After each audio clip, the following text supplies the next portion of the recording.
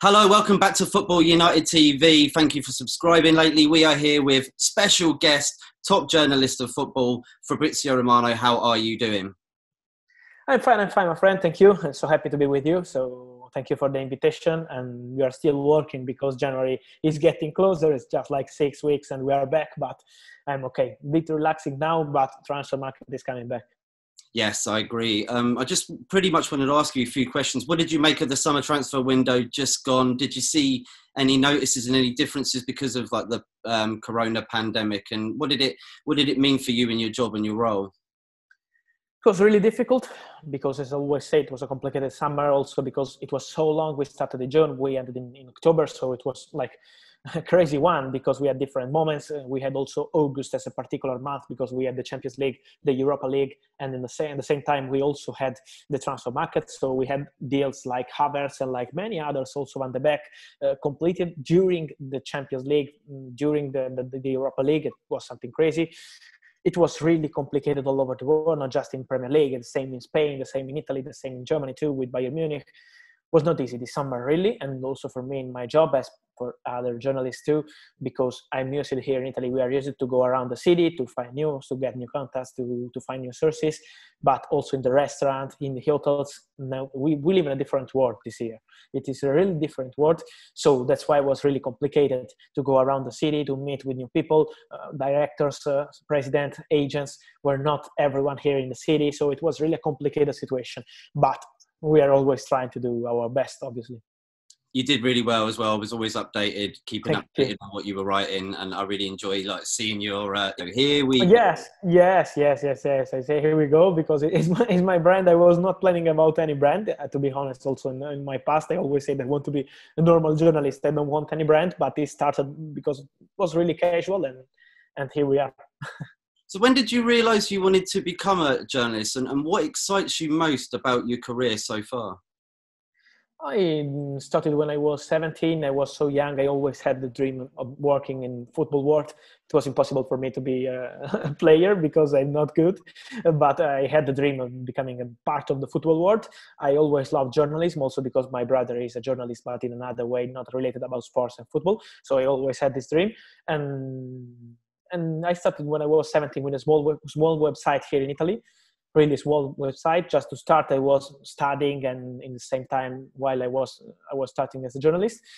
And then that's how we started. I had my first source in a particular way. He called me. I don't know how he had my number, but we started talking and he helped me with first deals. Like, for example, Icardi from Sampdoria to Inter was my first breaking news here in Italy. I was 18, so it was really particular. And immediately after, I moved to Milano. I am from Napoli, and I moved to Milano. And in Milano, I started to work with Sky, and that's how we started. But I always had the dream of working in football. I didn't know about transfers because it was impossible for me to say, okay, I want to be a transfer journalist, because I didn't have any source when I was 17, but it was particular. But I'm loving this, so that's it. I hear also that you might be a Watford supporter. Is that correct? Yes, it's correct. I am Watford supporter just because I was watching the match against Leicester, the crazy match, the famous match with the penalty saved by Almunia and then the goal by Troy Deeney. So it was crazy match. Yes. But I started to love Watford in this moment.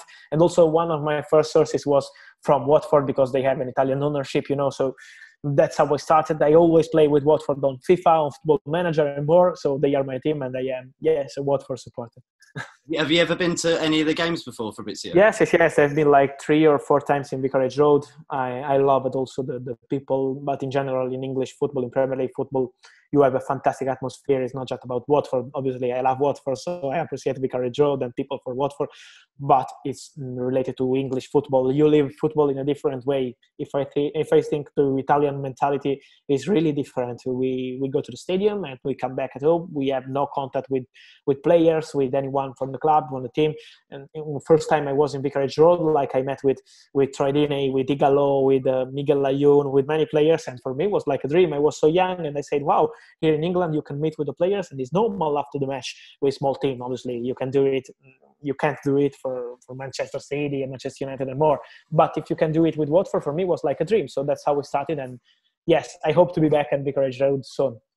It'd be good to see you there. Yeah, I love going to Vicarage Road. It's brilliant. I know, like I say, I also went to that game. It's probably the best game I've ever been to in my life, to be fair. Yes. Fantastic. Really. One of the best for me for sure too. Who's your favourite player at the moment, Fabrizio? I don't think I know this. I haven't even looked into this, so it'd be nice to know. Complicated question for me. I love the defenders. I love the leaders. I love this kind of players. So I would say Sergio Ramos in this moment. I love him because when you look at Sergio Ramos, you see he is Real Madrid. He's not just a player. He's the leader. He's the team. He's the mentality of Real Madrid, a winning mentality, and the same for Spain. He won everything many times with Real Madrid, with Spain team. So I love him. He's one of my favorite players. If we are talking about leaders and what kind of players I like, if I ever to speak about talents, I love Holland. Erling Holland is a fantastic player in my opinion. I love him with Borussia Dortmund. I'm convinced he will arrive at top level like Cristiano Ronaldo, this kind of level, because he's a machine, he's a robot, he's not human. So I love him. And also Kulusevski from Juventus.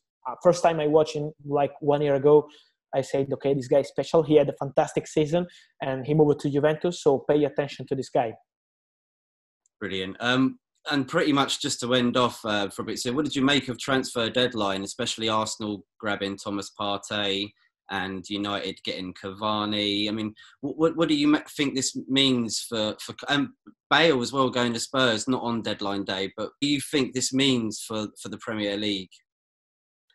I think the Premier League clubs this summer, some Premier League clubs had some problems. Other Premier League clubs like Chelsea had a fantastic window. So we have to respect the position also of clubs that had problems because we're in a difficult situation in general and not just about football.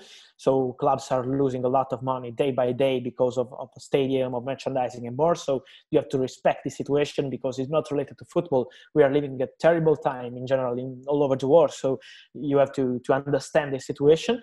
But at the same time, I would say congrats to Premier League clubs because they had also ideas and not just money. Many times we always say, also here in Italy, we say, okay, when you look at Premier League clubs, they had money, so they can sign players. It's easy for them to arrive, pay, and get the players. But this time, having Bale on loan, having Sergio Reguilón from Real Madrid, having players like Adama Traoré for Manchester United, I love him because he's a fantastic player.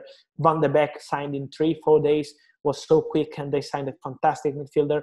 And same for Chelsea. Chelsea had a fantastic window, and Arsenal with Thomas Partey with the strategy to sign Thomas Partey on deadline day. We had many clubs having ideas this summer, and I appreciated it because it was not so easy. For example, look also at different clubs like Everton moving to sign players like James Rodriguez as a free agent. They paid just the contract, so it was a fantastic deal. And same for Liverpool. They were looking at some players, some opportunity, and they signed Thiago for 25 million euro. It is something crazy because we are talking in a normal situation without the pandemic, without the contract situation with Bayern Munich. If you want to sign Thiago, you need 80, 90 million euro, and they signed him for 25. So congrats to Liverpool. And we had to talk also about Manchester City signing players like Ferran Torres. I appreciated him, and not losing player like Gabriel Jesus because they had many asked for this kind of players. So also saving players, keeping players was key this summer, and they did it. So congrats to Premier League clubs because it was really difficult to move on transfer market this summer. We had Real Madrid not having a single new player this summer. So it was really something really new for football, and you have to respect clubs who had difficult situations just because they were wasting a lot of money day by day, not having fans in the stadium, not having like merchandising because now it's really complicated to sell also just the player and more. So it's a complicated situation also in transfer market. I think Chelsea did something special. I was not expecting any club in the world having the window Chelsea had. So it was really crazy signing top players. I was not expecting after Ziyech, after also Timo Werner, signing also Kai Havertz. So congrats to Chelsea because it's been a fantastic window for them. But it was really complicated for many other clubs. So I have to say I appreciated also the work by Tottenham because they signed players like Reguilón, in my opinion, a fantastic left back. Also Gareth Bale on loan. It was a fantastic deal. So also Tottenham had a good summer. For Manchester United was complicated. Also for Manchester City was not easy. Arsenal were trying for a war. It was a complicated deal, but they got Thomas Partey on the deadline day. So it was not easy. You had to have ideas. You had to have also many strategy. Look at Thomas Partey deal last minute. They had a fantastic strategy to sign the player on last minute, and it was really complicated. But was a really different and difficult summer for Premier League clubs too. And this is really new because I live in Italy. We in Italy are used to see all sorts of clubs, for example, Inter, Juventus, AC Milan, buying player on loan with buy option, with obligation to buy in 2 or paying in 2 or 3 years. In England, it was different. You know, in Premier League, clubs arrive, they pay for the player 60 million euro, 70 million euro, no problem. This summer was different. And so I think we are all in a complicated situation, not just in Premier League. Yeah, definitely. Just to quickly end up, what do you think of Man United in the transfer window? Because there's a lot of controversy, isn't there, about the board and them not backing Ole. What did you make of that, just as a quick thought?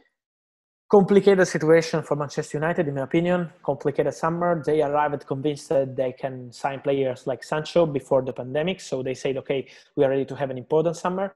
Then you have to consider that Manchester United is one of the biggest clubs in the world, not just on the pitch, but also off the pitch. So the stadium, merchandising and more, and losing money is a big problem for this kind of clubs. So it was really difficult to sign players like Sancho for 120 million euro guaranteed immediately this summer, because they were hoping for Borussia Dortmund to understand the general situation and to say, okay, let's accept like 80 million euro, 90 million euro with add-ons, paying in 3, in 4 years.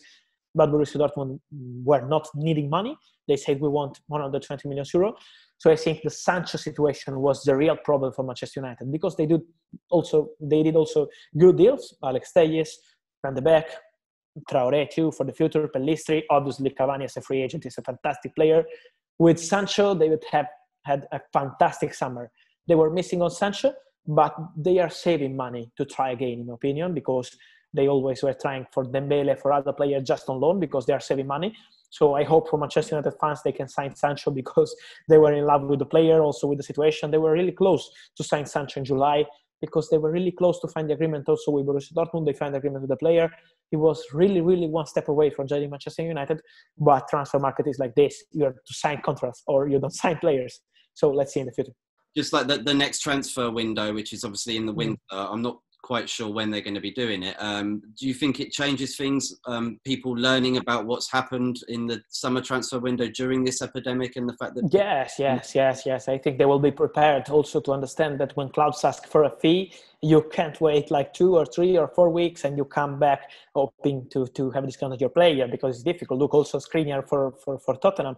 They were close to sign Skriniar, but they always offered like 35, 40 million euro. Inter always said 60 million euro. They were convinced to arrive on deadline day, on the day before the deadline day, offering like 45 million euro and signing the player. But you have also to respect the other clubs like Inter, like Borussia Dortmund for Sancho and more. When the club asks for a fee, you have to pay or you have to respect.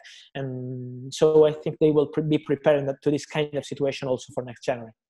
Brilliant. Fabrizio, thank you so much for joining us today. Hopefully maybe we can get you back on again sometime. I hope to be back with you. Thank you for the invitation, and it was a real pleasure. So thank you and good luck for your podcast. Thank you very much. And everybody, please do subscribe, tune into all of our content below, and we'll see you again at the weekend. Premier League and the rest of the leagues are back. Can't wait.